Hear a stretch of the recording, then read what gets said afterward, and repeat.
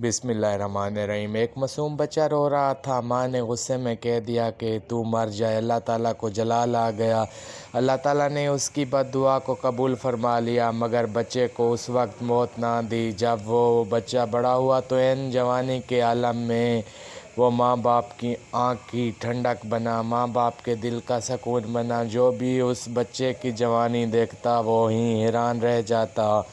ऐन आलम शबाब में जब वो फल पक चुका तो अल्लाह ताला ने उसको तोड़ लिया, उसको मौत दे दी। अब वही माँ रो रही है कि मेरा जवान बेटा बिछड़ गया, मगर उसे बताया गया कि तेरी ये वही दुआ है जो तूने बच्चे के लिए मांगी थी, मगर हमने फल को उस वक्त ना काटा, उसे पकने दिया।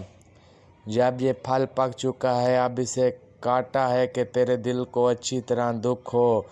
अब क्यों रोती है? ये तेरे अपने हाथों की कमाई है।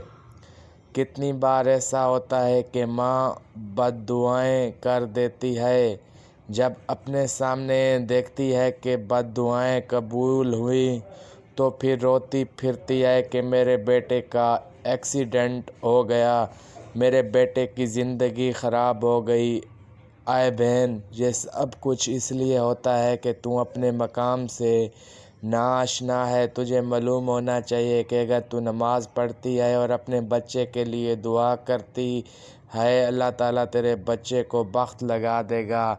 दोस्तों, अल्लाह तबारक व ताला से दुआ है कि अल्लाह तबारक व ताला माँ की बद्दुआ से तमाम इंसानों को महफूज फरमाए। आमीन सुम्मा आमीन। और जिसको अपनी माँ से मोहब्बत है कमेंट बॉक्स में लिख दे कि अल्लाह ताला तमाम लोगों की माँओं को लंबी उम्र अता फरमाए। आमीन सुम्मा आमीन।